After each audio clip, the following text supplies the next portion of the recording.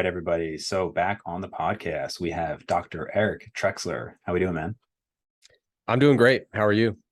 Doing well. I always at this point I've kind of lost track of time of when I've first talked to somebody or when I've met somebody. Like we were just saying, I forgot you and I met in person back in 2000. I guess that would have been 18, which is kind of bizarre. 4 years ago. Yeah. And so you and Greg are something like the longest history of the guests and everything. But I mean, I've been in three different states now. I guess you're still in the same state, but everything kind of starts to blend together. Um, but I'll occasionally go back and look at like an original podcast, and I'm like, oh, I can tell I'm 4 years older. Yeah. Yeah. I feel the same way. Yeah. I look back at old stuff and the years have not been kind to me personally, but that's okay. So, obviously you guys are putting out content all the time. And one of the things I think with the podcast, I used to, if I got a guest, I was like, okay, let me watch some stuff and kind of brush up. And I almost never do that anymore because most of the podcast arrives because somebody sends me something or I see something and I just want to talk about it anyway. So with you guys constantly putting out content, it's pretty easy to go from there. And sometimes it'll be a topic where it was maybe 6 months prior to the actual recording of the podcast, but stuff just comes along. But how have you guys found with the Strong by Science podcast? I guess maybe even going on a similar amount of time, if not longer, with content. Do you find that it's also just people ask you questions and you respond, or is it your own interest that you start delving into different topics? That's an interesting question. Every now and then we'll respond to like the going controversy in fitness. Greg and I aren't super tapped into the news, but people often will just kind of bring it to us and say, hey, here's a controversy or an inflammatory piece of content that everyone's reacting to. And so sometimes people will just kind of bring us topics like that. But we do a research review, and like I personally review at least 6 studies per month. So like if you can't find some shit to talk about, I mean, yeah, I mean, you just when you're that immersed in it, and every single month it's at least 6 studies for me personally, then Greg's usually doing about four himself. And that's before you even venture out into just topics that catch your eye or catch your interest. So yeah, there's never a shortage. Usually, if there were more time in the day, we could probably put out a few podcasts a week, but thank God we don't try. We do the one a week, but we never ever end up in a situation where we're like, well, shit, what are we going to talk about? There's always something. Yeah, for sure. One thing I've heard you talk about recently, I don't know how much you want to dive into this personally, but maybe it was a year ago or so, I saw you talking about mindfulness and Buddhism and whatnot, which is interesting because I think I kind of started looking into that maybe 2 or 3 years ago. If I recall, Greg, and maybe you're not a fan of Sam Harris, I think. Or I've heard sarcastic remarks towards Sam, but he's obviously big in the mindfulness space and all that. So I don't know how that Yeah. journey started for you. Yeah, I don't know enough about Sam Harris to have an opinion. Okay. Let me state that. But I have mentioned on our podcast that I'm pretty into various mindfulness and meditation type practices, and then inevitably people say, "Oh, you should listen to this or watch this from Sam Harris," and then Greg will make some kind of comment. So yeah, you'd have to take that up with him. I simply don't know anything about Sam Harris. But yeah, I got into mindfulness and various types of meditation because I got into Buddhism a couple years ago, and I started a segment on the podcast called the Road to Enlightenment, where I documented my journey.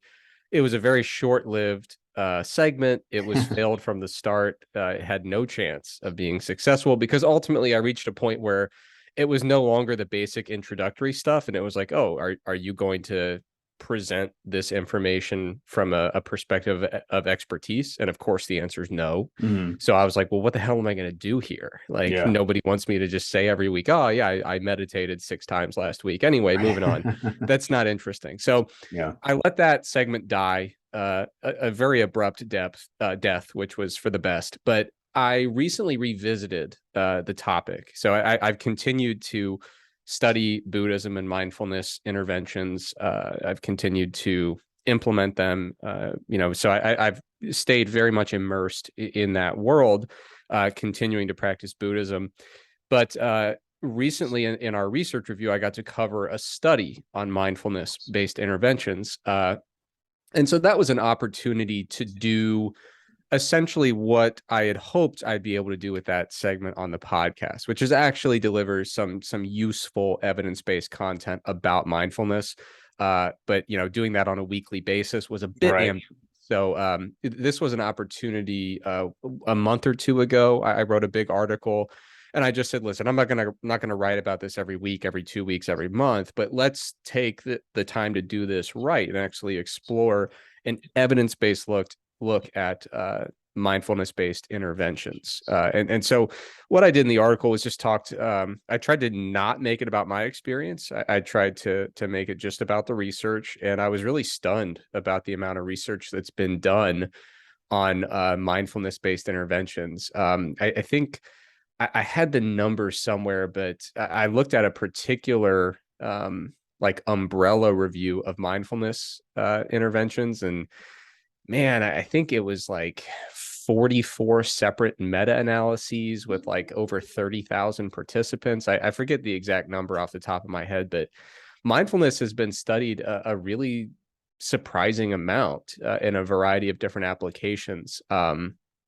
so in my article, I basically looked at what I felt were the most relevant outcomes for the typical fitness enthusiast. So I talked a little bit about mindfulness-based interventions for alleviating acute mental fatigue. That's something that I think people underappreciate, is the fact that acute mental fatigue has been shown to impair resistance training performance.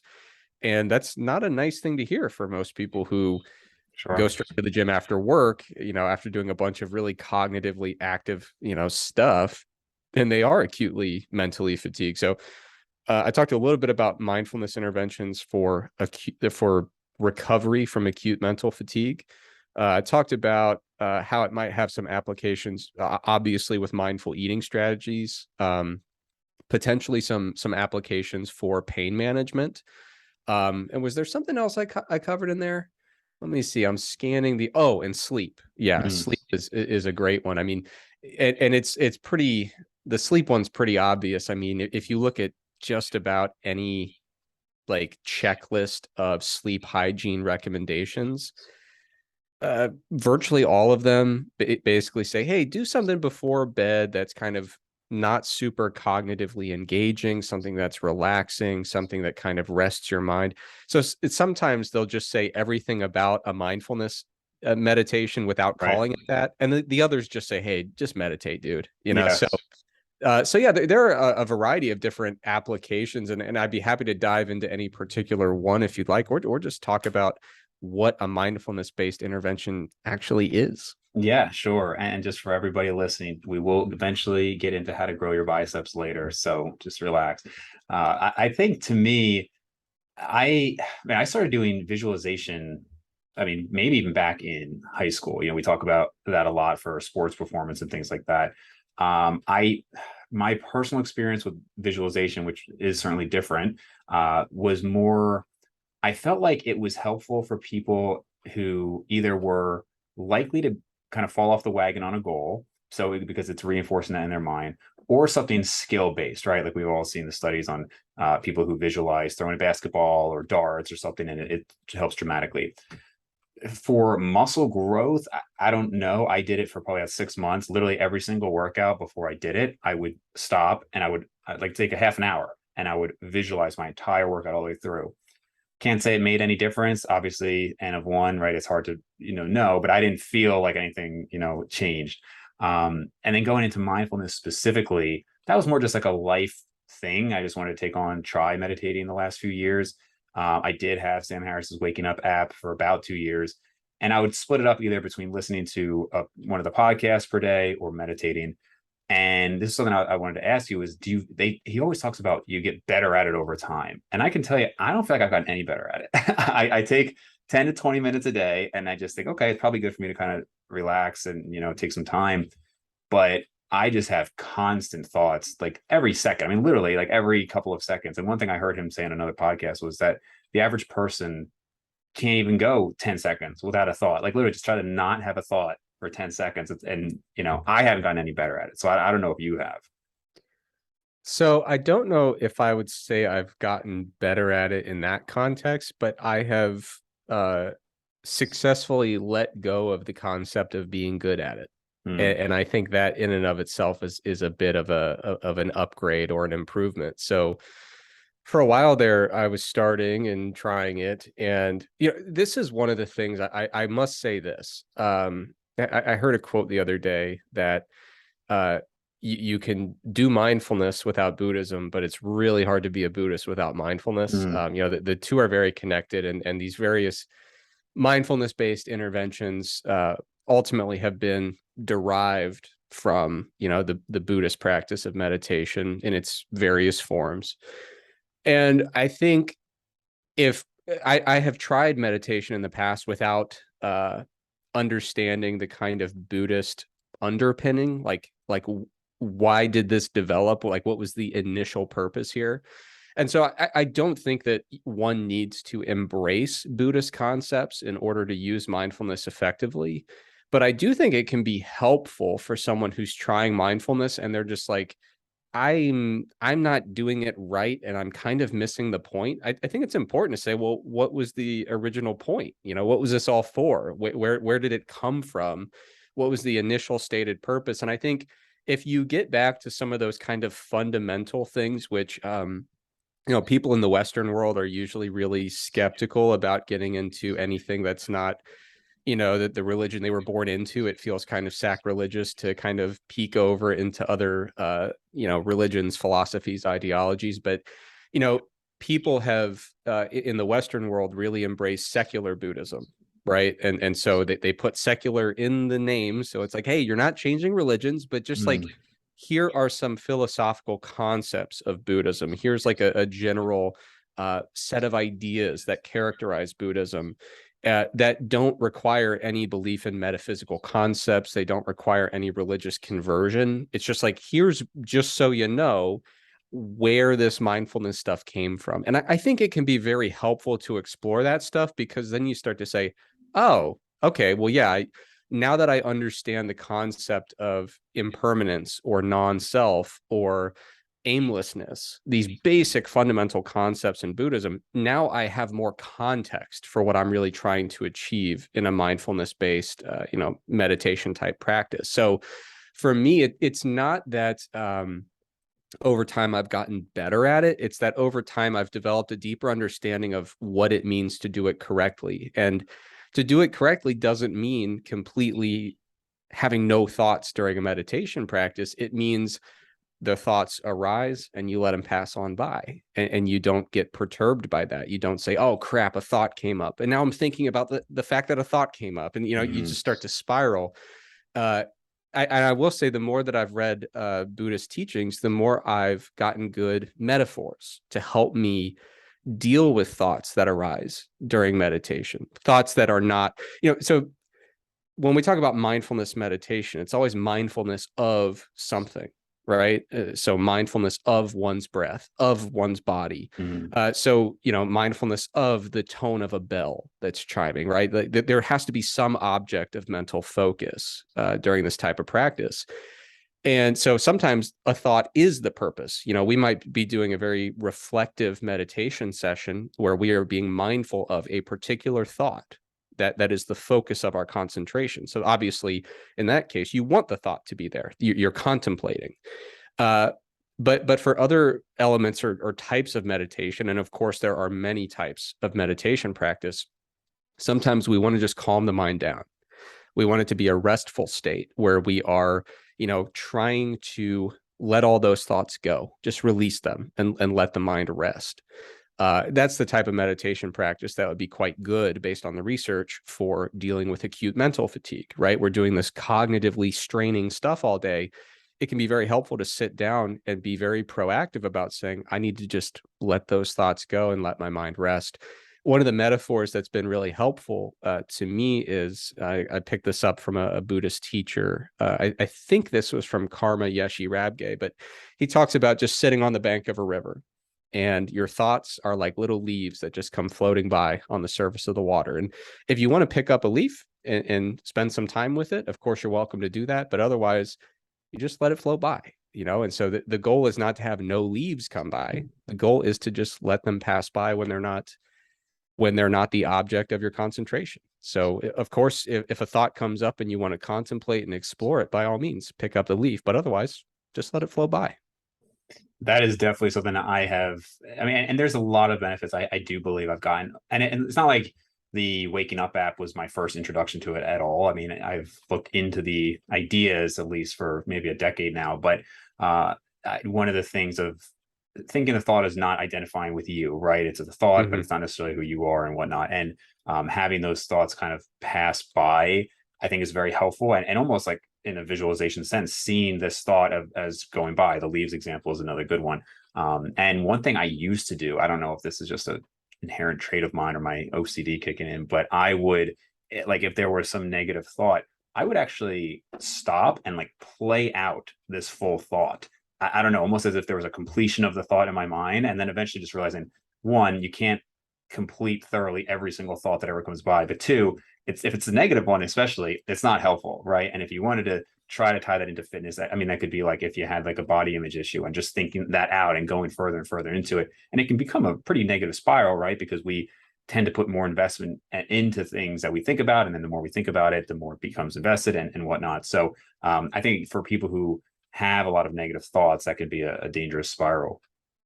Yeah, I mean, one of the things that I always find interesting is when people critique the mindfulness literature, and of course, with any field of study, there needs to be a healthy critique, right? We can't just say, oh yeah, we accept on the front end that this works and is perfect, and therefore no one can test any positive finding. But one thing that I find really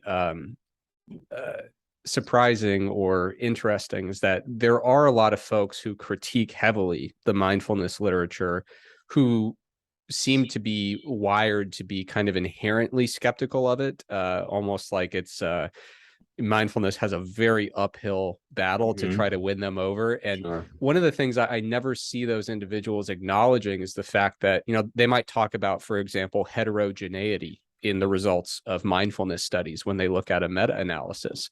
And there can be many different reasons for that heterogeneity, some statistical, some theoretical. But something that's very important is, imagine just as a metaphor that you were doing a meta-analysis. Does teaching work? Well, some teachers are quite good. Others aren't quite as good, so we should expect some heterogeneity, right? If you had a very good teacher, teaching is going to be a very effective strategy.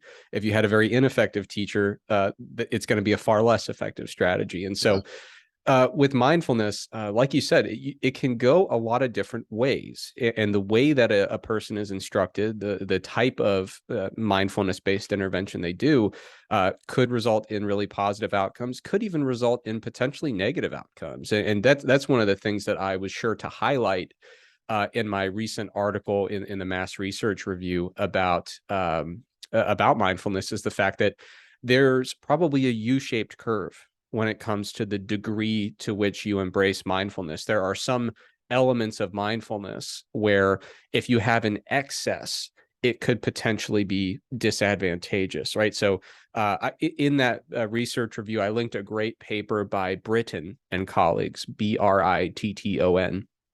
And they basically talked about a set of characteristics. And they said, like, if you have the following 4 characteristics, you're relatively low on this U-shaped curve of mindfulness. And mindfulness-based practices will probably be very beneficial for you.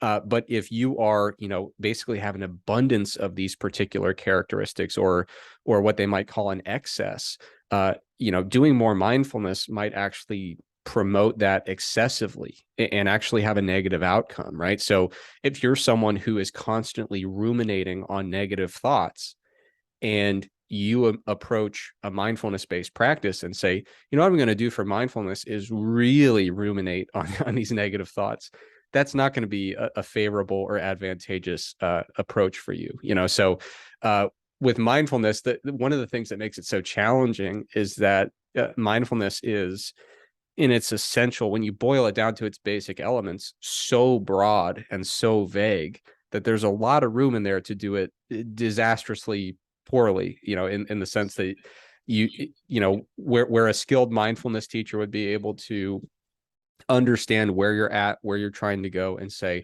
okay, for your situation, what we need to focus on is, when you get those negative thoughts, you need to really focus on de-identifying, right? Separating yourself from the thought, recognizing that the thought is, not a reality, but is contingent upon a bunch of assumptions, a lot of things that you've been conditioned to believe that aren't objectively true.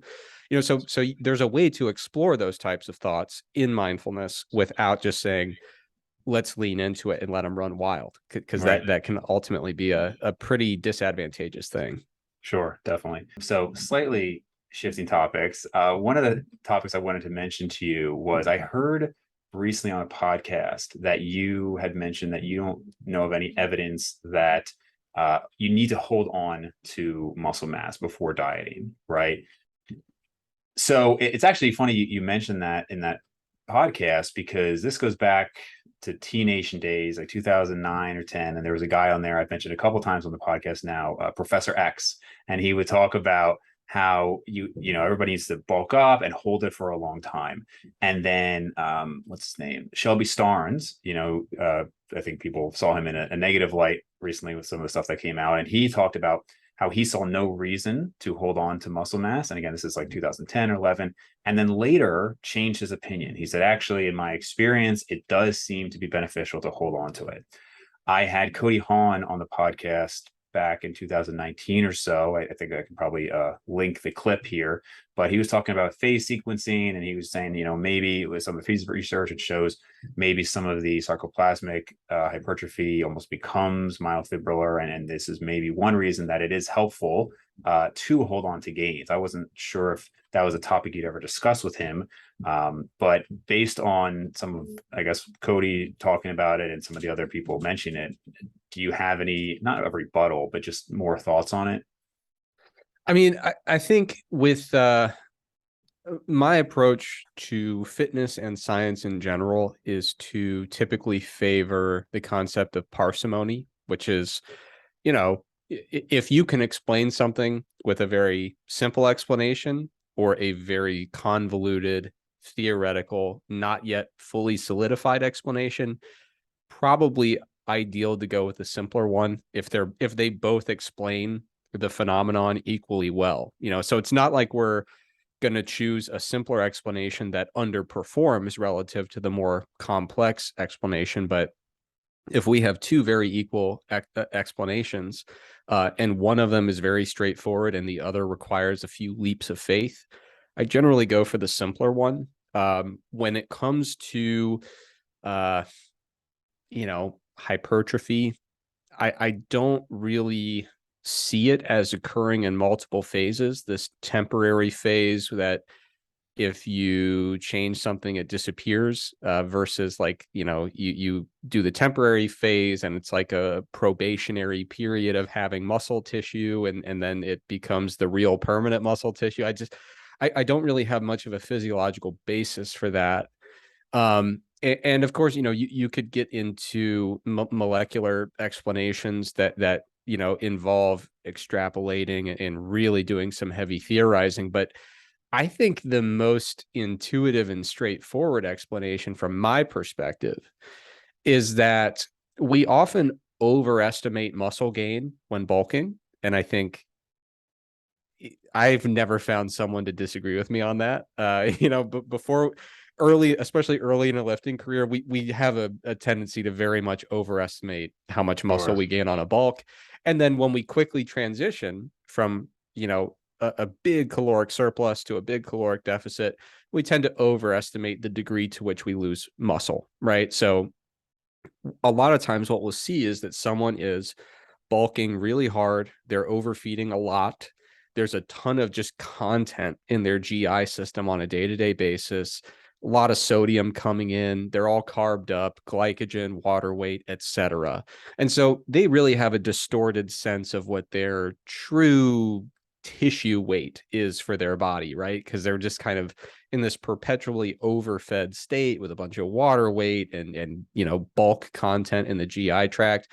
And then they very quickly switch over into a cut after that bulking phase. And all of a sudden, we go from this, we're just spilling over with glycogen to a glycogen reduced state. And we go from, pretty much, in a modern diet, anytime you drastically cut calories, you're going to have some pretty big shifts in sodium and potassium intake. We're going to see a big drop in water weight. We're going to see less content in the GI tract. And so a lot of times what we're seeing is when people end their cut, they have an inflated sense of how much muscle mass they truly have. And when they transition when they end their bulk, I should say, they have an inflated sense of how much muscle tissue they truly have. And then when they transition into a cutting phase, they have a doubly inflated sense of how much muscle they are losing in those initial steps. And so I think for a lot of people who drastically oscillate between these bulking and cutting phases, it could get very easy and very appealing to say, oh man, I what's happening is I'm gaining all this muscle, but then I'm losing it so quickly. And it's because I'm not stopping in the middle. That can be a very appealing conclusion to reach, but a less appealing conclusion is that you're doing these really aggressive, really short bulk and cutting cycles. And frankly, you're kind of doing a little bit of wheel spinning where you're gaining a bunch of water weight and you're losing a bunch of water weight and you're gaining a bunch, and you're just kind of going back and forth. And I think, that to me sounds like a more plausible explanation, or if nothing else, just a simpler explanation. And until I have more to sink my teeth into physiologically, I'm inclined to believe that a lot of this concept that you have to, that people are losing muscle because they haven't weighted and maintained it, I just don't see much of a physiological basis for it. And I think for now, there seem to be simpler explanations that seem to do a good job of explaining that illusion, for lack of a better term. Right. Well, I'm less about the science, Eric, and more about real world results. Okay. That's the kind of stuff I care about. So fair enough. I mean, I would say honestly, if you're a lifter, you should be like, yeah. Who gives it? I mean, yeah, who cares if, what you're doing is correct based on science? I mean, you want to build muscle and you want to, do what you want to do. So I get that. I know you're joking, but yeah. no, I mean, that's the thing though. If someone says, well, Eric, I just want to err on the side of caution, I really don't want to lose these gains, and therefore after a bulk, I'm going to do a maintenance phase every time because I want to solidify those gains. I'm not going to lose any sleep over that. Like I'm completely fine with that. And the only thing you lose in that trade-off is time. And that's fine. Like, especially I mean, Dave, how many years you been lifted? Let's see. I'm on 18 years. I think probably very similar to you. Yeah. So I've been lifting since I was 12. I'm Yep. 31. Same. So yeah, been lifting for a long time. There is no 8-week or 12-week maintenance phase I can look back at and say, damn it, I regret it. Because I'd be so much further along if I didn't take that 12-week maintenance phase. Right. So you're not going to lose much in the deal, but like, especially someone who's, early in their lifting career and they're like, hey, I really want to make some big strides. I want to get there as quick as I can. Like in that case, I do think it's probably an unnecessary delay by implementing some of these longer maintenance phases after a bulk. I don't see a physiological need, but when we look at the broad spectrum of all the stuff happening in the fitness world, all the advice ranging from unhelpful to terrible, this is the mildest of sins, right? To say, I'm going to err on the side of caution and just do a maintenance phase. Like it's not the approach that I think is entirely necessary. But if you want to do it, there's just not that much that you lose in the process, aside from, 8-12 weeks of time. Yeah, if I had to speculate on it, I mean, certainly, obviously, a lot of it is what you said, right? You have all this food bulk, the glycogen, that can quickly go away almost immediately if you start cutting. I think, if I were to try to argue for maintaining it, maybe if you're not super advanced, that's just during that maintenance period, you are actually just continuing to gain a little bit of muscle or recomp it, if you want to call that solidifying it. Like maybe you're just gaining a little bit more. If I think about on the way down, we do often see that, somebody has a first contest, and then in their next contest and the next contest, they seem to maintain muscle better. I imagine you would say they're probably just taking a smarter approach to dieting, not that physiologically their body has learned to hold on to it better. Yeah, I would say that most likely. So yeah, the idea that you're getting at here is like repeat competitors notice that they retain more muscle in subsequent seasons, basically. I think that just comes down to experience, having a more effective off season, having a more effective cut. I will say, I think perception does play into this as well. So I remember my first competitive season as a bodybuilder. If you told me at the beginning, Eric, you're going to get down to 156 pounds at the end of this cut, I would have said, holy crap, I am going to be 3.5% body fat, absolutely shredded. The reality is I overestimated my muscle mass and I underestimated my fat mass. And you only do that once, because you learn from it. And so I do think that a lot of what happens in season 2, 3, 4, and beyond is that you remember in season 1 when you're like, yeah, I didn't lose a ton of muscle. I never had the muscle. right. I wasn't as big as I thought, and I had more fat than I thought. And so, yeah, I cut like 40 pounds for my first show and wasn't in that good a shape. Wow. And I would have thought it would take 30 to get absolutely like as shredded as a person would ever want to be. The reality was what I thought would take 30 pounds probably would have taken about 50. And so I think oh yeah, for sure. I had at least 10 pounds to go for sure. Wow. So yeah, I think that part of the experience of being a bodybuilder is starting to recognize over time, like, oh, hey, cutting's hard and you don't look exactly how you thought you would the first time. So you kind of recalibrate your expectations in terms of how much muscle you have, how much fat you have, and how much weight loss it's going to take to actually get in stage competition.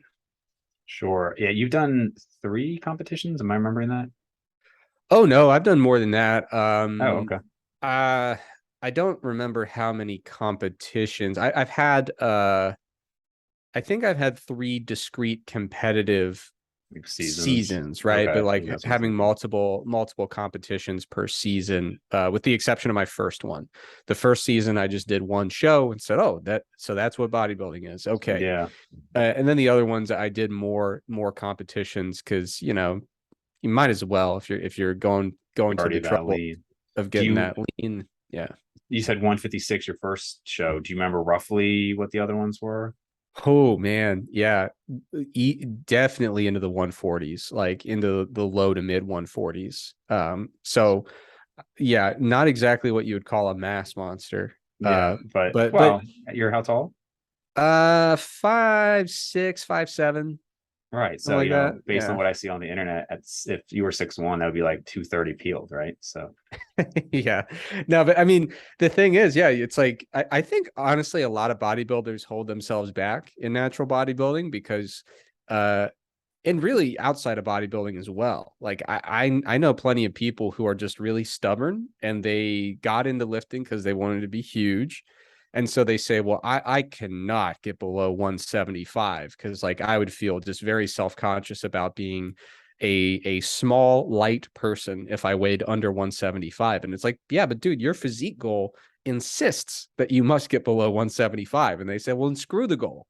I'm not right. going to weigh under 175, Sure. Yeah. So for me, yeah, I just was like, screw it, man. I'm just going to get as lean as I can. And yeah, I got into the low 140s, but looked like I weighed a hell of a lot more than that and, won my pro card. And what are you going to do? Like Yeah. that's the way that that gravity works, I guess. Well, if I'm recalling you, it's been a while since you've competed, right? Mm-hmm. I don't know if I know you and Greg have both had phases where you're taking it really seriously versus I know when he was getting his masters, there was months where he was not as serious. I'm not sure where you are with it right now, if you There's were months where he didn't even touch a weight, right, like right. several months in a row. Yeah. Yeah. So where are you with that? Like if you were to compete next year, do you think you'd come in with your best package, or have you kind of taken a little time off or away maybe? Oh God. Yeah, definitely not competing next year. So I've been working through, well, no, I haven't. I have an injury that is very painful and frustrating, and I have not been able to set aside the time to actually do anything about it. I also, I'm sure a lot of people can relate to this. I went to go see some medical professionals, and those visits didn't go very well. Like, yeah, they just I don't know if you've ever run into this, but it's like you go in and you're like, so I know you think I have the number one most obvious thing, but like I Right, definitely don't. So right. can we entertain the possibility that it's the second or third most common thing? And they're like, Yeah. absolutely not. And so like I just keep bouncing back between hip specialists, and they say, oh, you have FAI, and then they bounce me to another person. They say like, dude, you clearly obviously don't have FAI. And I'm like, oh, cool. Then what should I do? And they're like, are you a praying man? Or, like, I'm like, that, well, that's not helpful. So fortunately, Jason Uri is or Jason Yor. I always say his name wrong. Jason Yor is our physical therapist at Stronger by Science. And he honestly is a magician. He's a miracle worker. He I didn't want to bother him. I didn't want to take up his time. He asked me like 3 questions and then gave me the most plausible, most accurate diagnosis out of any specialist I've seen. And they were all like literally cranking on my hip and doing all sorts of assessments. So he's incredible, but I haven't been proactive about actually rehabbing the way I'm supposed to because I've just been swamped. But anyway, that's a long answer. Basically, I have a nerve entrapment issue that causes some hip and some abdominal pain. And it's made lower body training really rough, and even a lot of upper body training as well, just because of the abdominal element. It's like a lot of different exercises. You kind of forget how much abdominal muscular activity is involved. Sure. So Yeah. yeah, I've been focusing on just kind of training for health and happiness and well-being and longevity, and it's been going great. I do expect that in the future I will be back. I don't believe I've been in the best shape I've ever been in. Like I have all the confidence in the world that, That you'll you ever be know, in, you mean? yeah. I think my best physique ever is ahead of me. But it's way ahead of me. It's going to take some time to get there, but that's okay. Like I'm not sweating that at all. Yeah, that actually leads into something I want to talk to you about as far as it's different positions because that's a nice mindset to have, right? And there's a belief, okay, well, if right now I'm not training as seriously as I was, and obviously someday then I could get that back. And I think unlike many sports, natural bodybuilding, there's that longevity, right? I think the reality is most sports you tend to peak sometimes even 20s, right? I mean, something like gymnastics, it could be like, low 20s. I just was looking up Usain Bolt's records the other day, and he hasn't beat his 100-meter time since he was 23 years old, right? So best genetics in Yeah. the world, best training in the world, possibly, some supplemental help there, and still 23 was where he maxed out. And then other times it's I think in MMA there are some guys who even go into like 40 or so, but bodybuilding, I mean, really it seems like not to put a hard number on it, but 50, let's say, natural bodybuilding, I think you can stick around a lot longer. So that's a great position to be in.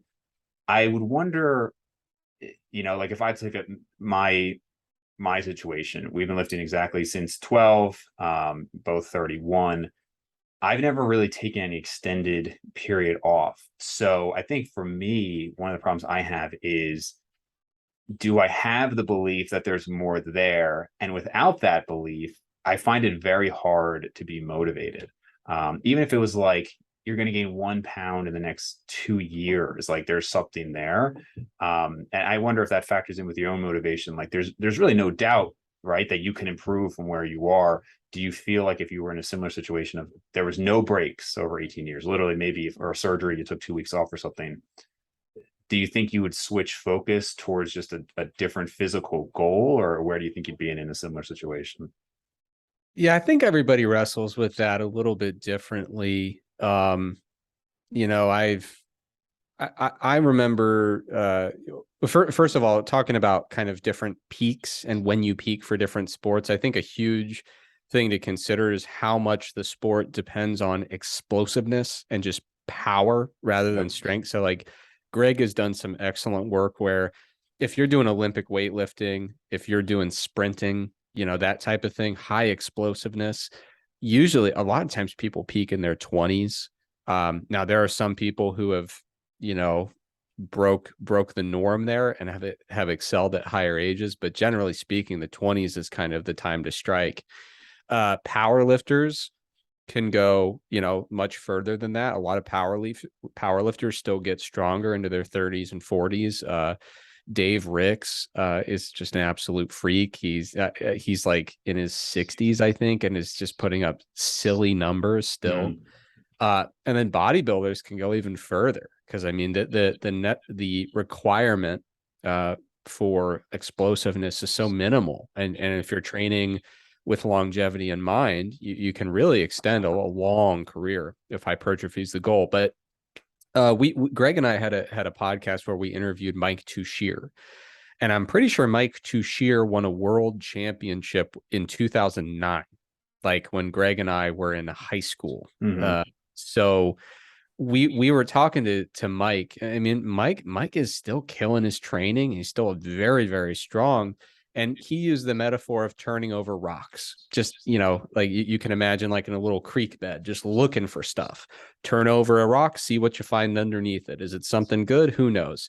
Move on to the next rock. And he said, you know, yeah, I've been a world-class strength athlete since 2009. That was many, many years ago. But he said, I'm going to keep turning over rocks. And, you know, obviously the returns diminish over time.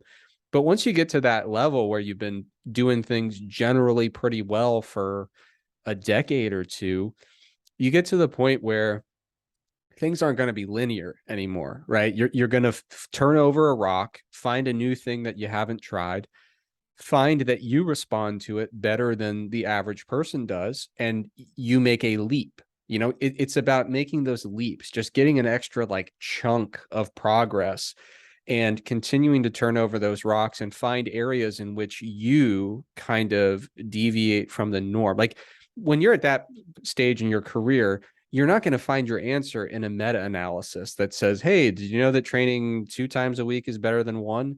You're past that, right? Like the basic stuff that generally works for the general person, typically most of the time in most cases, you're past that. You know, you're into that phase where you have to say, okay, I've been optimizing that stuff for 30 years. Now what?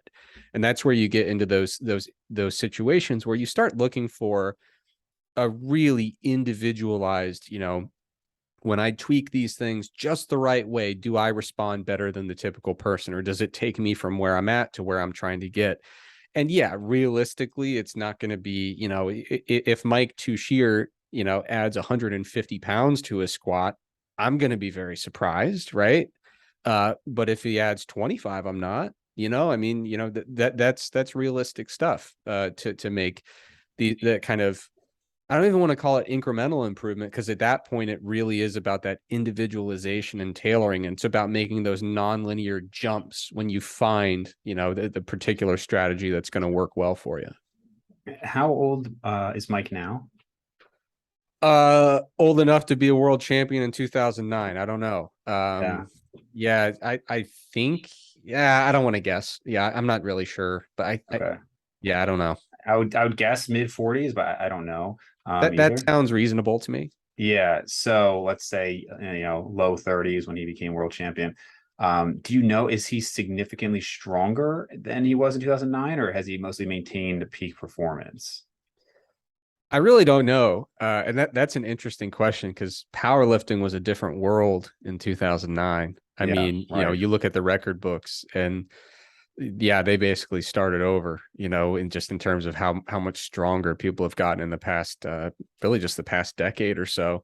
Yeah, I don't really know, but I thought it was very interesting to just pick his brain about, you know, from someone who's been that good for that long, like how do you find that motivation? And basically his answer was, I'm still thrilled by the chase. I find it to be exhilarating when I turn over the next rock and I find, oh, hey, that actually worked. Good stuff. So yeah, I mean, for someone like me, like I'm actually, I'm excited because I know that when I'm ready to shift into that next gear, there's so much progress on the table. There's so many gains to be had. Right. But yeah, I think when you start getting to that level, the question you have to ask yourself is, does it still excite you when you turn over the rock and you find out it works pretty well, and you make that incremental progress or that small chunk of progress? If it stops exciting you when it goes well, then I think you have to dig a lot deeper and start to say, okay, well, that stuff doesn't excite me. That can't really be the main goal anymore. Yeah. There's got to be something else to train for, whether it's competitive placing or longevity or health or wellness or, whatever the case may be. And sometimes, I mean, I've heard of people who thought they were a strength athlete and did it for 15 years and then said, I'm going to run a marathon. And now like getting them to lift is a chore. They're like, I don't feel like it. It's not fun. Yeah. And they just completely change. So I think if the little progress stops exciting you, that usually is an indicator that you need to get back to the drawing board and do some pretty introspective thought and really dig deep and figure out what does excite you. How might you incorporate some type of fitness or exercise or training into your life in a way that truly is in alignment with your goals deep down, the stuff that actually gets you excited and makes you happy. Yeah, and I think that is actually a really important topic. And I imagine there's, maybe some people who are tired of hearing me talk about some of the same things here. But I think one of the reasons I do is because I remember when I was, I don't know, 2 years into lifting, and I was posting, I had one of the this guy Mark, I'm forgetting his name. But this was like when like everybody had ebooks and everything back then. And like so he had a forum called discussbodybuilding.com that's not there anymore. And I had well over 10,000 posts on there. So I remember asking, like, so what do you do when you're done? And this is when I wanted to be like 220, very lean. I was like, so what do you do when you're like done? I mean, you were like, you might not never get there. And I was like, what do you mean? And I think Yeah. it's helpful to have a perspective of somebody who's 15 or 20 or 25 years into it and say, hey, look, if you're going to do this for life, like maybe these are some of the things that are going to come to mind. So that is also one of the reasons I talk about it. But I found that myself with trying to get excited about things, which has been my big task over the last, let's say, 4 years, where I haven't seen much tangible progress. I worked with Steve Hall for 6 months, and at the end, we kind of concluded, hey, not a lot happened, but honestly, it was nice to be pretty excited about something new. And even now, like I'm back to a routine that I basically did for like 3 years, and I'll be lifting after this podcast. And part of me, I literally thought about just doing something else. And just the thought, I didn't even have something in mind. The thought of doing something else was just exciting because I've just been doing this routine too damn long. Yeah. And that's, I think, a point where you get to where you do, I think all of the questions, those first 5-10 years is like, what is optimal? What's going to give me this?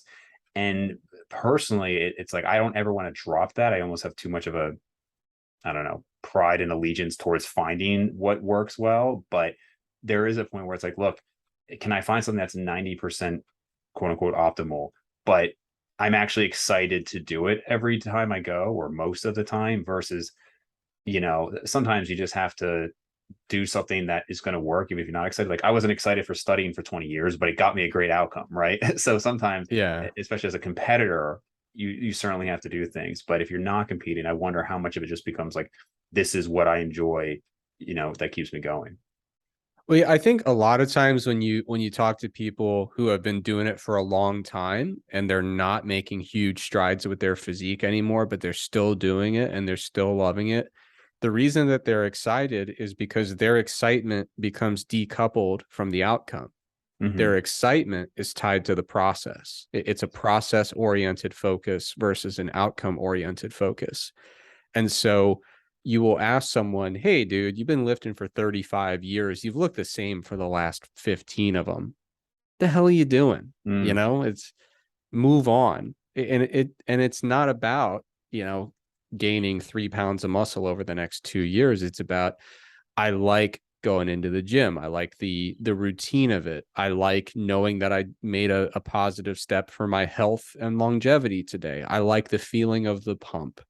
I like that when you get that nice mind muscle connection and things are just clicking, right? It becomes very process oriented, and the subjective experience of the training session is almost as important, if not more important, than the objective outcome that is yielded from the training session. And so I think a lot of folks that kind of, I mean, I talked about Mike Tuchscherer. I mean, of course he would love for great objective progress outcomes, and that certainly is still the goal. But part of the reason that he's still great at it after so many decades is he loves the process of seeking that next thing and trying new things and seeing how they work and incorporating that into the athletes he works with. I mean, at a certain point, I do think you have to probably well, I don't want to be too general, don't want to paint with too broad a brush, but I think a lot of people notice that they are able to find more of that happiness and excitement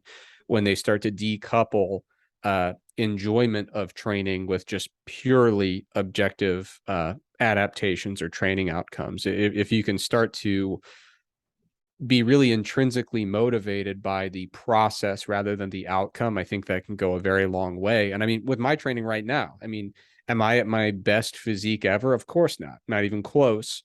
But I get into the gym. I'm doing one of my favorite training splits, nice push pull legs routine. I love that routine. I love getting in there. The duration of the sessions is perfect. The frequency is perfect. I get a nice pump, plenty of volume per session.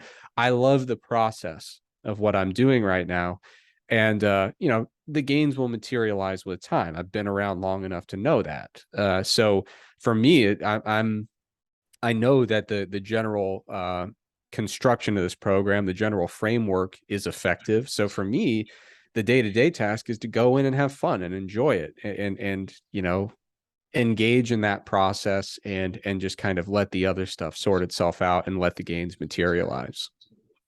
And I wonder how much of that has to do with, well, for those who are, let's say, maintaining mostly, being relatively good at that thing, like a Jeff Alberts. I've only recently heard him finally say, well, at my age now, I think he's about 50.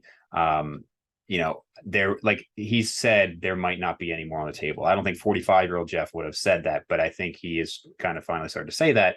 But he's also at the top, right? Percentage wise of all natural bodybuilders, he's up there. Or alternatively, having a belief that there is another stone to turn over, right? Like if you truly believe nothing else is going to happen versus somebody who believes, no, there is still something left. This is, I mean, I talk a lot, not a lot, but I do mention, I oftentimes find some bodybuilders fairly delusional with certain things.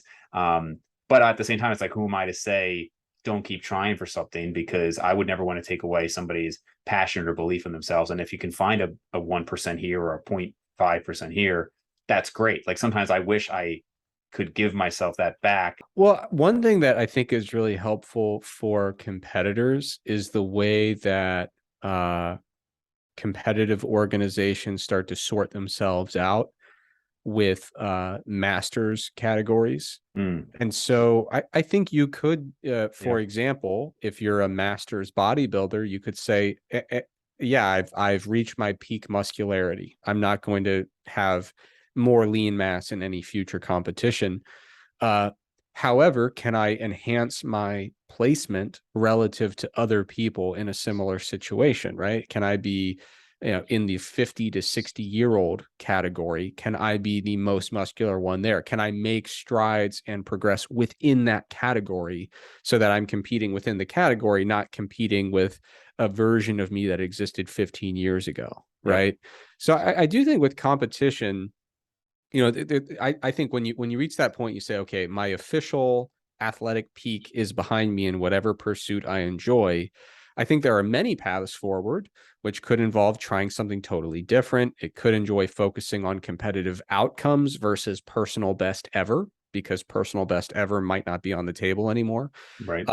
Yeah, there's a lot of different directions that you can take, and the other option, like I said, is just to really start to become a lot more process oriented rather than outcome oriented. So there's a little bit in there for everybody. If you Yeah. want to be really exhilarated by a brand new experience and a brand new set of adaptations, go become an endurance athlete, become a fighter, go do some There you go. submission wrestling, right? Get into jujitsu. Like, I mean, do something completely different. You might love it.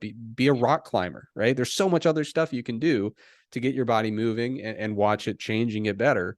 But yeah, there's so many different routes you can take. But the one route that I would advise against is just getting on the little hamster wheel and saying, well, I'm doing this only because I've always done it, and I'm very dissatisfied because I'm not getting any better.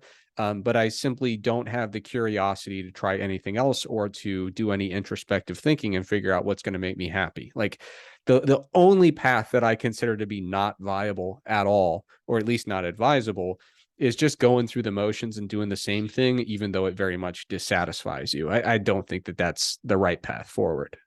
For sure. Yeah. Yeah. And I would have to admit I was on that path for a year or two, probably partly what led to working with Steve Hall. And even now, like I said, I'm not worried about losing much. It's more like, trying new things to, again, mostly for that excitement. But the competition was a aspect I was going to bring up because I think of tennis, and a lot of people who play tennis, especially 40 plus year olds, they know this isn't peak performance, perhaps if they got into it younger, but, and they, probably an important point is a lot of them do not practice that often, right? They're not just there practicing, but the competition is fun for them, right? And there's always, this is the same thing with fighting. You might not be any better fighter for years, but depending on who shows up, you might still win, right? Or I guess you could say that with bodybuilding too, right? Who shows up. So there's that inherent fun and competitiveness that even if you're worse, you're maybe also playing against people who are worse, right? Like you said about the age categories. So I think that's a great way to keep a lot of that stuff fun.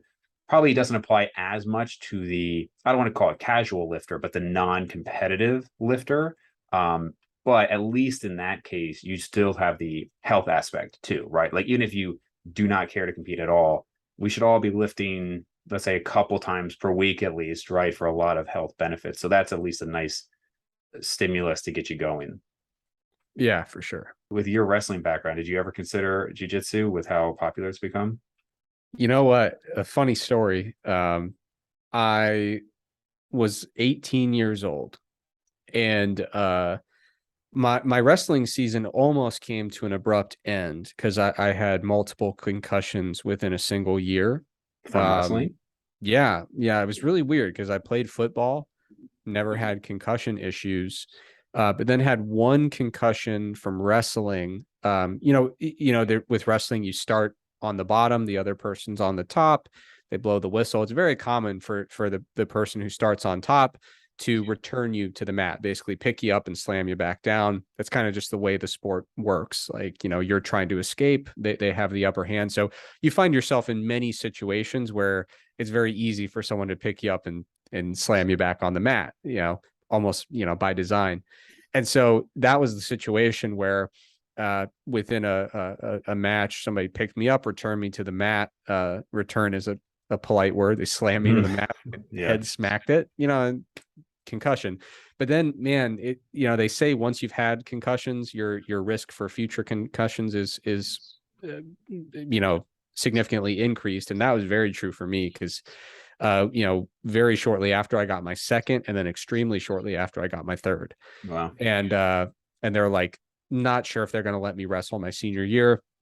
I Wow. basically just sat around the entire season. They said I couldn't train because like even just getting my heart rate and my blood pressure up would interfere with kind of the recovery from the concussion. Because it was, when you get two and very rapid back to back, they get very cautious about recovery. So yeah, I just kind of sat around all year. And then right when the postseason was about to start, they're like, all right, you can go give it a shot if you want. So dude, I came in so out of shape, just bloated, 2 weight classes higher than I expected. But it actually wasn't that bad of a postseason. But anyway, after that, I was like, I think I want to get into not jujitsu, but mixed martial arts. I want to do the whole deal with striking and everything. Really? And yeah, so I had a coach, one of my wrestling coaches was into mixed martial arts, and we started, doing a little jujitsu, doing a little striking practice. And then there was one day where I caught a pretty stiff punch to the face. And I remember thinking, with my concussion history, this just isn't going to work, No. and I was 18, so I was about to go off to college in like 2 months. And I was like, I need to have a functioning brain to do the things I want to do in life. Yeah. So I decided not to pursue mixed martial arts and just kind of left it at that, got into powerlifting and bodybuilding, and there you go. And now I'm here. I have gotten more and more interested in jujitsu as I've been dealing with this injury, just because the types of lifting I like to do are temporarily hard to stick with. But I haven't made the jump just yet. So Yeah. mixed martial arts is totally off the table, but jujitsu is still one of those things that kicks around in the back of my head, and I wouldn't be shocked if I got back into it within the next like 5 or 10 years. I was really annoyed because I started getting into endurance running again Hmm. when I was running into those issues with lifting. Hmm. And at first it was great and I was having a lot of fun. It totally scratched the itch. But unfortunately the running, just because of the repeated hip flexion, it aggravated the same injury that makes it difficult for me to squat and deadlift and even do, squat and deadlift variations for the time being. And I don't want people to think I'm like catastrophizing. I'll be back. I'll be able to do those lifts in the future, but I have Yeah. to actually put in the work to do the rehab. And I just haven't found the time and the frankly the effort to do it. Right. So Well, that'll we're come the in old time. guys now, man. We're in our 30s. It's we can't just I spring know. back anymore. Yeah, exactly. So I'll get back there, and yeah, endurance running is something that once the hip and abdomen issue is sorted out, maybe I'll get into that as well. I don't know, but the thing that I think is really important is just having stuff in the future on the horizon, even if it's hypothetical, but stuff that just you say, you know what, that would be fun. I think I Hmm. would like that. I would, that would be exciting. And maybe you end up doing some of them, maybe you end up doing none of them. But I do think it's very psychologically healthy to have your eggs, even if they're not distributed among many baskets, at least knowing the other baskets exist. Sure. There are so many people who all of their eggs are in powerlifting. And they're like, if anything were to happen and I couldn't do powerlifting, I would be a shell of my former self. I would have no identity. I would have no self worth. I would be nothing without powerlifting. And here's the thing, car accidents happen, Yeah. training injuries happen, right? So I think it's really important to have at least just to know there are other things I could do, even if the worst were to happen. And let's say this hip thing, I'm very certain I'll be able to sort it out once I start actually listening to Jason. Uh, it's funny. He'll message me every now and then and say, "Hey, how's your rehab going?" I'm like, I haven't done anything. Come on. But but no, it's important to make sure that you're still like considering like other things that can be fulfilling and keep you engaged with exercise, because we if we're lucky we get quite a few decades in this life, and we have to be willing to like transition to some other things when circumstances change. So like I feel very happy about the fact that I'm very confident that I'll be back and my physique will be better than ever. But even if it doesn't work out, whatever, then I'll be a runner. I'll go Yeah. hiking a lot. I'll take up bird watching. Like there's a lot of fun stuff to do in life, and that's a good thing. Yeah. It's a great mindset, man. I have one more topic if you have the time. Sure. So you guys talked about a recent study on, and it was on postmenopausal women, but it basically talked about this large variation in response with different loading patterns, right? And I think the idea was to discuss, okay, well, just because these two means aren't that different doesn't mean there's not going to be a big difference for you. So I have a point related to that, but maybe you could just elaborate on that study first.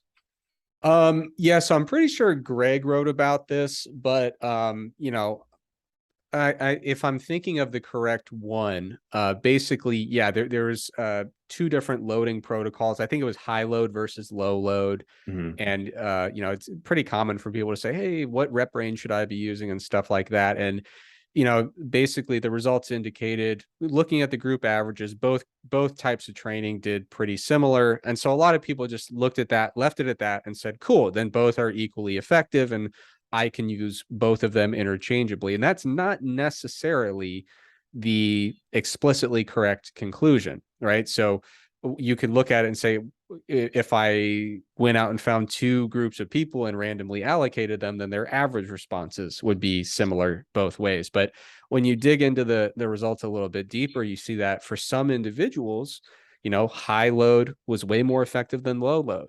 And for other individuals, the inverse was true. And so it's basically the indication was, broadly speaking, at the population level, we cannot say that one is going to be unequivocally more effective than the other. But at the individual level, it probably does make sense to do a little bit of experimentation and see what works most effectively for you as an individual. So it's important to recognize that, two similar changes in group averages, that does not mean that everyone responds to both programs exactly the same way. Sure. And I think this study is, let me see, different load intensity transition schemes to avoid plateau and no response and lean body mass gain in postmenopausal women. So for people who are interested. And I think conceptually, I totally agree. I think it was something I talked with Eric Helms about, where I said to him, I don't know if I had a trainer ask me one time, well, so what have you found worked really well and what didn't work well? And I was like, I've done so many things, to be honest, I haven't noticed this huge difference. And Eric Helms was saying, well, that is more the norm, but certainly there are people who will notice these big differences. So I can't say, well, high volume or low volume was dramatically different, or high reps versus low reps was dramatically different, et cetera.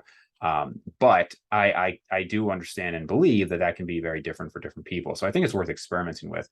Something in that study, and again, I know there's just one study, but it just kind of made me think about, on the whole, like you guys talked about that fruit study, and you mentioned, I don't remember the exact numbers, but it was something like removing a serving of fruit caused some absurd, what was it, 10 pounds of fat loss or something ridiculous over a short period of time. Yeah, there was basically the intervention, which was in patients with non-alcoholic fatty liver disease. It was basically like, hey, we're going to tell half the participants to cut down fruit intake a little bit, and tell the other half to eat a little bit more fruit. These were not large changes in daily fruit intake. Basically the one group lost 10 or 15 pounds of fat. The other group gained 10 or 15 pounds of fat. It ultimately ended up in a divergence of about 30 pounds in terms of weight change. Yeah. But yeah, go on. So the point is, that study, you look at that and you say, well, because these conclusions are so strong, right, or because these results are so strong, something's wrong. Nobody would actually believe that, right? I mean, literally almost nobody would believe that. Right. However, if I go back to this menopausal study, I think Greg was saying how, and I think just for people who want to see your video on it, the title was something like, no difference among this does not equal no difference for you. It was 2 weeks ago. And some of the results that he was talking about was, okay, whether it was low load or high load first, they had done both. Each group did both. And it was like, well, in this one, the women lost several pounds of muscle. And then when they switched to this, they actually gained, even more muscle. And when I hear that, I have to think, you're telling me that these women lost actual muscle tissue with, let's say, a high load, low rep training. And then they actually gained twice as much when they went to the opposite. The first thing that comes to mind is, did they just have an error in measurement? Because if this is where they actually are, and then the first one was an error in this direction, then even just getting it correct the second time would show this big gain, right? Or you could have an error even further up. So that was the first thing that came to my mind.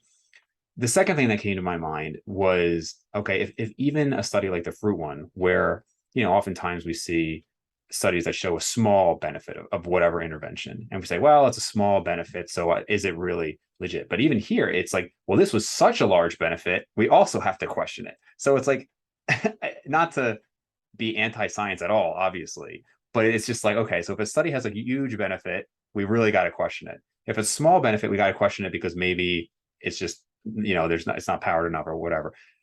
I guess this is more of a rant than anything, Eric, but it's just kind of like, okay, so what are we looking at here? Yeah, I think it can be so science interpretation is a practice that requires a tremendous amount of patience, right? So like, for example, Greg and some of his colleagues were seeing papers by a particular researcher. They were a bit skeptical of the findings. And the reality is, they decided, okay, we're going to actually like thoroughly investigate this, contact journals, try to see if we can get some more clarification. The reality is what they were signing up there was a multi-year process before any clarity was to be achieved, right? So, I mean, this stuff can take forever. It can be immensely frustrating. But the important thing is that research, when reported effectively, gives us the tools to thoroughly poke and prod at findings to see if we can get more clarity, right? And the nice thing about science is that findings do not exist exclusively in a vacuum. If something is a true repeatable observation, we should be able to compare and contrast with existing literature and kind of test the robustness of a particular finding. So while it is surprising that someone could experience a small reduction, even an untrained person can experience a small reduction in lean body mass or lean soft tissue in response to resistance training or muscle thickness, for example, that is surprisingly a repeatable observation that has been observed many times. Now, is it possible that what we're seeing there is a true change of essentially roughly approximately zero, and the fact that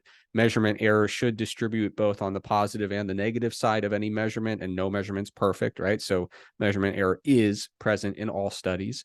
That's an argument that could certainly be made. But at that point, if we're talking about a small reduction versus a change in zero, we're effectively talking about pretty much the same thing, when we're talking about small magnitudes.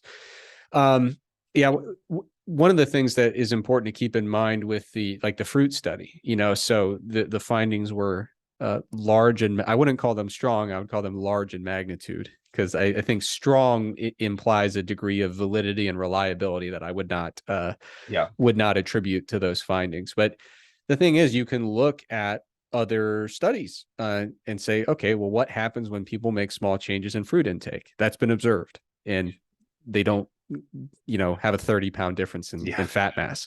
We can look at studies with diet interventions in people from that exact population with non-alcoholic fatty liver disease. We can look at that and say, do we really believe that reducing fruit intake by like 1.2 servings a day is the most effective fat loss protocol that's ever been studied in non-alcoholic fatty liver disease?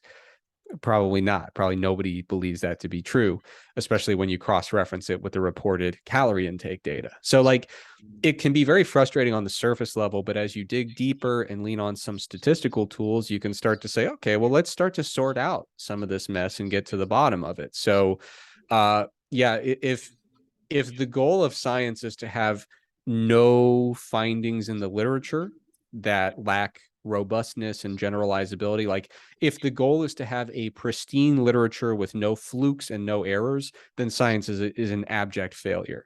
But that's never the goal. The goal is, okay, let's do our best to try to lean on the very imperfect peer review process. Let's collect the literature that's available, and let's sort through that to see what kind of robust conclusions can be drawn. And then, like you mentioned, with some of those studies with small changes, of course, small changes are hard to sort out just by the nature of the tiny magnitudes we're talking about there. But there are ways that you can dig into it and say, okay, well, what is the typical error of the measurement technique taken? And then you can kind of say, okay, well, are these findings within the typical error, or do they exceed the typical error?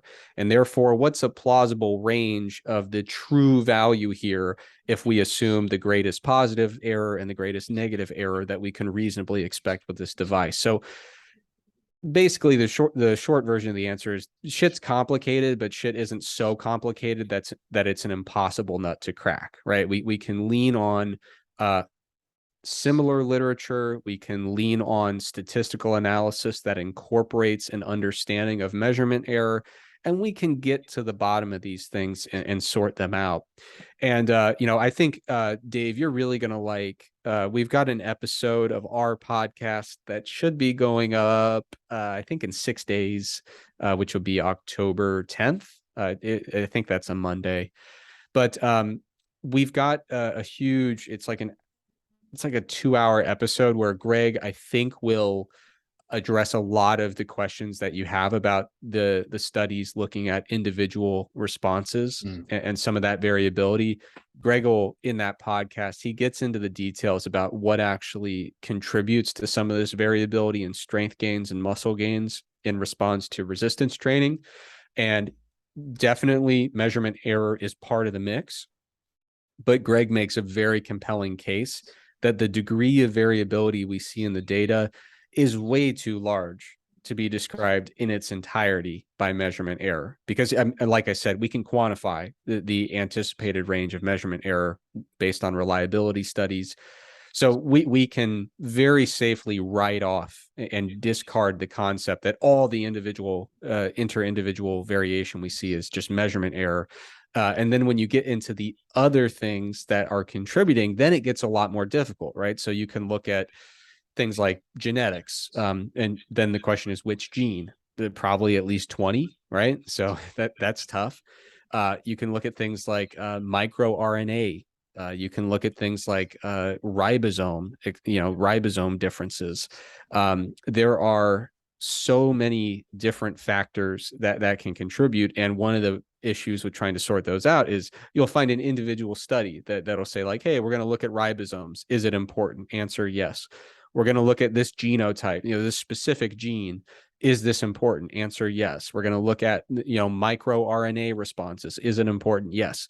But the reality is that all of these different things will have some degree of correlation with one another, but not a perfect degree of correlation with one another. And that makes it tricky, because if they had perfect correlation with one another, then we could say, okay, well, then this one is a proxy for all the others. Fine. No big deal. Now we can predict it. The problem is in most cases, they'll have some degree of correlation, but not perfect correlation. What we're probably looking at is a series of several different factors that contribute to these individual differences in responses to training.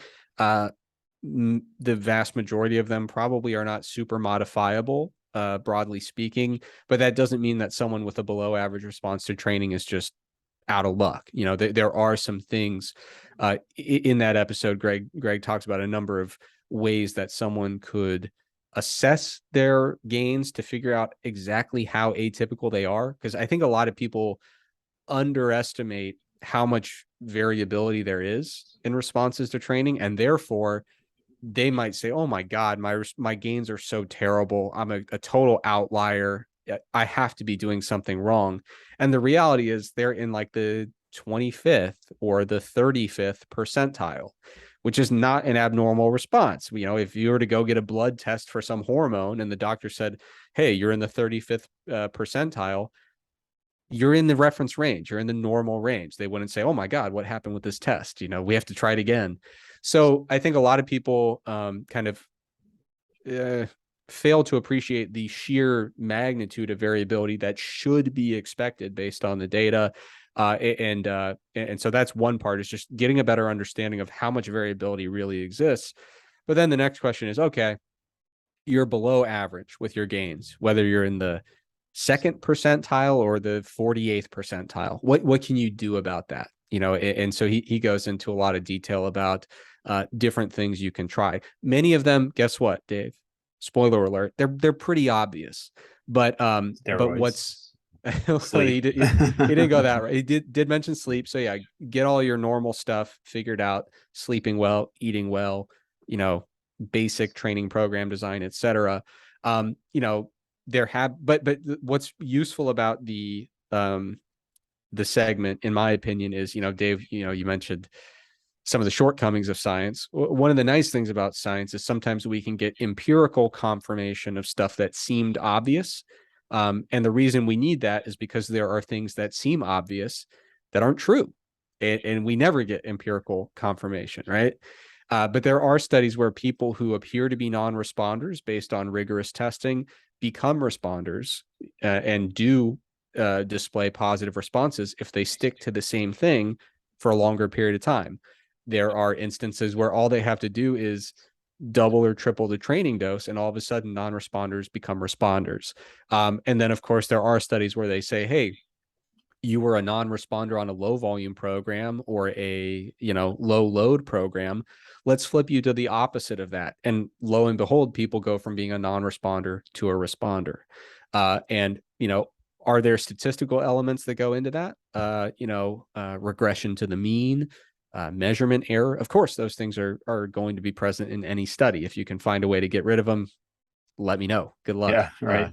But yeah, it is interesting to look at, within science, we have to scrutinize the small findings and the big findings and the moderate findings. We have to scrutinize all of it. And really all the tools we have are how does this fit with the rest of what we observe? And are there any glaring errors? And are there any statistical crutches that we can lean on to figure out how plausible or implausible these findings are? So the game of interpreting research is one where you have to be very comfortable with uncertainty and very comfortable with probabilities that are between 0 and 1, and making inferences accordingly. Yeah, no, all great stuff. I think anybody who I had probably my longest solo video on the channel was a recent one on genetics, and it's about 40 minutes long. So if you have time, you might enjoy it, Eric. But it got a lot of talk, and all the stuff you said about percentiles and all of that will sound very familiar to people who saw that video. So totally agree on all of that. And then as far as the obviously I'm critical of science as I'm critical of everything, but obviously we should and must be critical of science. Absolutely. Right. Yeah. But no, obviously I am very in favor of the scientific process. It's a big part of what I do. I do come across a lot of studies, and even in my field, not I do things outside of fitness sometimes, but a lot of studies on drugs that have come out and things. And I would say there's definitely a Dunning-Kruger effect with people who are initially just getting into the scientific process, I should say, where maybe they don't quite understand all the things you just said about how a single study doesn't mean this or that. And it's just interesting to see, because if anything, I become more critical, which I think is a good thing over time, where you see something, especially if it's like a drug rep who's mentioning this study or that study. It's like, all right, well, let's see a little bit more, and how was the study actually conducted, and like you said, all of these other factors. So not to get so into that rabbit hole, but it is a very interesting topic. I'm sure we could go on for a long time about it, but I think I agree with everything you said. Yeah, I mean, yeah, I probably shouldn't open that can of worms, but anyway, yeah, there's there in the past couple of years, there have been a few papers that have come up, and I've kind of gained more credibility among the people in my life, like personally, because in the last couple of years, people have like sent me a paper and said, "Oh my God, can you believe this finding?" And I've looked at it and said, "I promise you, within the next 12 months, that paper will be retracted." Retractions have been going crazy the last couple of years, which is important. It's important. I'd rather have them, unreliable studies retracted than not retracted.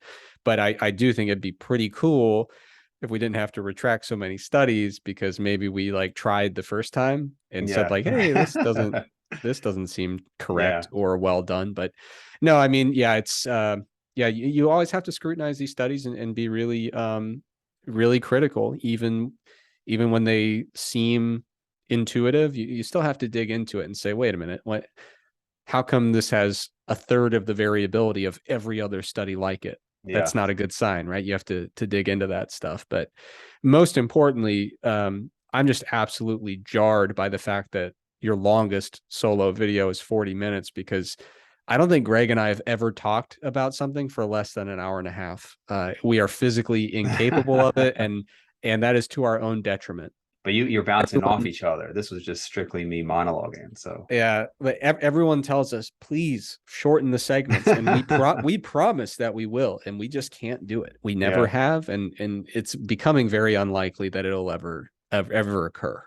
Well, at some point, I know it's hard to coordinate multiple people, but I will have to get you and Greg back on because I'm looking at this list of things to talk to you about, and I think I got to like two of them, and then they all spun into other things I was interested in. So it's a never ending cycle there. Yeah, I mean, I'd be happy to come back on for sure. Awesome, man. Well, where can people find your stuff? Well, on social media, I'm most active on Instagram, and I'm not very active, but I Yeah. exist there. So my handle is at Trexler Fitness. More importantly, a lot of my content you can find at strongerbyscience.com. Mass, the research review, you can find that at strongerbyscience.com/mass. And the big exciting thing is that we've got the MacroFactor diet app, which we developed. It's a little over 1 year old. It's a really, really efficient food logger, and it also has built-in coaching. So like it'll tell you like what your macro target should be based on various goals ranging from weight gain to weight loss, a lot of different customizations in terms of how much protein you like to eat, whether you like to be on a high carb, low carb, moderate carb program, stuff like that. So it's a very flexible, very efficient tool, really good weight trending features so that you don't get too distracted by short-term fluctuations on scale weight.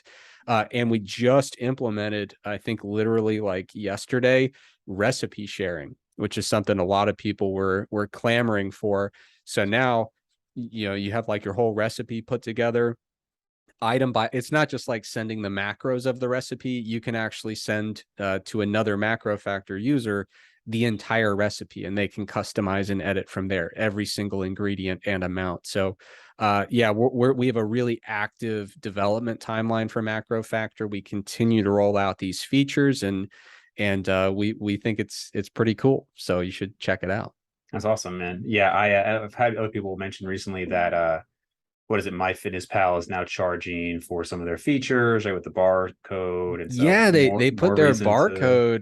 their barcode scanner behind the paywall. So Yeah. now just to like scan your protein bar or your protein shake, yeah, you can no longer do that with the free version. So yeah, for ours, we have the barcode scanner and all that stuff. We've got recipe sharing. We even have something called AI Describe, where you can verbally speak to your phone, and you hit the button and you say 8 ounces of chicken breast and one, sweet potato and 200 grams of sour cream, whatever. Not quite a meal, but you get the Quite a bit of idea. sour cream. Yeah. So, but anyway, you just talk into it and you tell it the food item and the quantity, and it won't just like transcribe it into text. It'll actually give you those food entries and the quantity and just say, is this what you want to log? And you just say yes. And so like, yeah, it's been amazing to see Wow. that feature. Like that one blew me away. And we've had that since day one, actually. Oh wow. But yeah, so like a lot of people are like, God, when I'm logging food, I have to go search the database and there's 4 wrong items. And we use a verified database. So it's not like those other ones where there's like 11 entries and like 10 of them are Yeah, wrong. I've Yeah, noticed we that. we Yeah. we don't have any of that. But no, for us, like, yeah, with the voice, the AI describe feature, you literally just tell your phone in a sentence. You don't have to go food item by food item. You tell it all 4 food items, and it'll do all 4 at once with the quantity and the unit that you selected or that you spoke.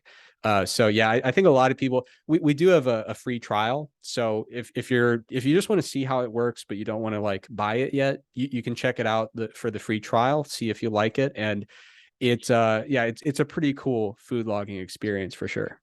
Awesome, man. Well, I will have links to all that below. Cool. Thank you.